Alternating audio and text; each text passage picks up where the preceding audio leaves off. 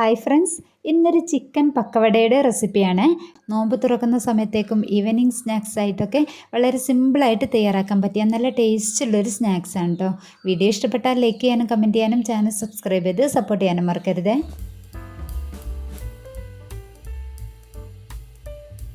Chicken pakkavada തയ്യാറാക്കാനായി ആദ്യം നമുക്കിതിലേക്കുള്ള chicken ഒന്ന് വേവിച്ചെടുക്കാം. അപ്പം ഞാനിതാ കുറച്ച് ചിക്കൻ എടുത്തിട്ടുണ്ട്. ഇത് എല്ലുള്ളതായാലും കുഴപ്പമൊന്നുമില്ല, നമുക്ക് വേവിച്ച് കഴിഞ്ഞിട്ട് എല്ല് നീക്കം ചെയ്താൽ മതി.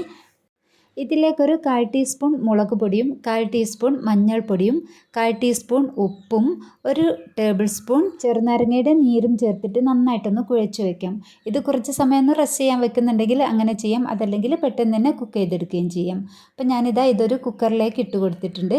എന്നിട്ട് ഒരു 2-3 ടേബിൾ സ്പൂൺ വെള്ളം കൂടി ഈ പാത്രത്തിലേക്ക് ഒഴിച്ചു കൊടുത്തിട്ട് ഒന്ന് ചുഴറ്റിയിട്ട് കുക്കറിലേക്ക് ഒഴിച്ചു കൊടുത്തിട്ടുണ്ട്. ഇനി നമുക്കിത് വേവിച്ചെടുക്കാം.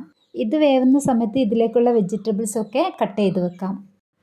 ചിക്കൻ വെന്തതിന് ശേഷം ഞാനിത് കൈകൊണ്ട് ഇതുപോലെ ഒന്ന് പിച്ചി എടുത്തിട്ടുണ്ട്.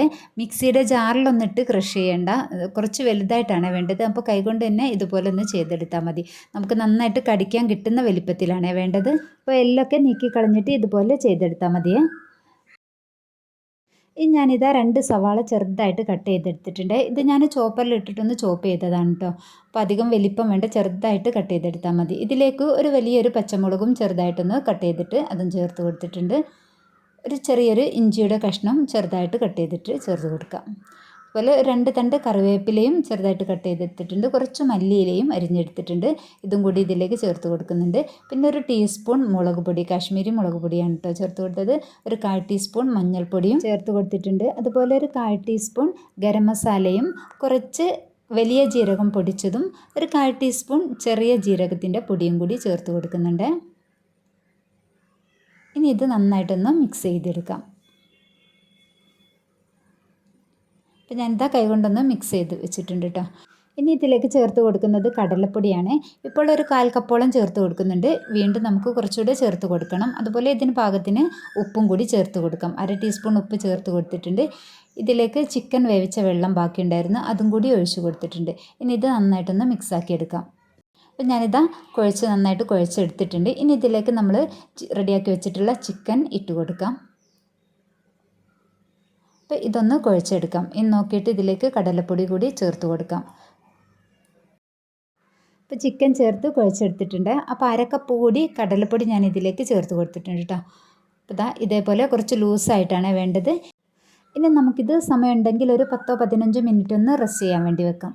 അപ്പോൾ ഞാനിതൊരു 15 മിനിറ്റോളം വെച്ചിട്ടുണ്ട്. അതിന് ശേഷമാണ് ഞാനിത് ഫ്രൈ ചെയ്തെടുക്കുന്നത്.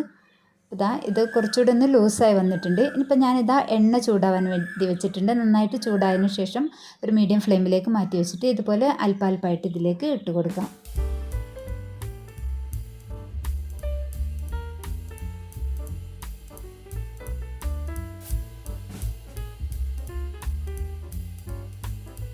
നല്ല ബ്രൗൺ കളറാവുന്നത് വരെ ഇതുപോലെ ഇളക്കിയിട്ട് തിരിച്ചിട്ട് കൊടുത്തുകൊണ്ട് നമുക്ക് ഫ്രൈ ചെയ്തെടുക്കാം.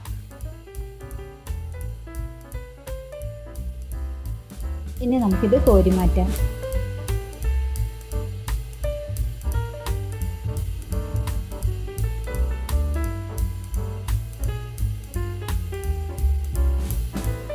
ഇതുപോലെ ചിക്കൻ ചേർത്ത് തയ്യാറാക്കുമ്പോൾ നല്ല ടേസ്റ്റാണ് കേട്ടോ. അപ്പോൾ നോമ്പ് തുറക്കൊക്കെ സ്നാക്സ് തയ്യാറാക്കുമ്പോൾ ഇതുപോലെ ഒന്ന് ഉണ്ടാക്കി നോക്കട്ടോ. എല്ലാവർക്കും ഇഷ്ടം, അടിപൊളി ടേസ്റ്റാണ്.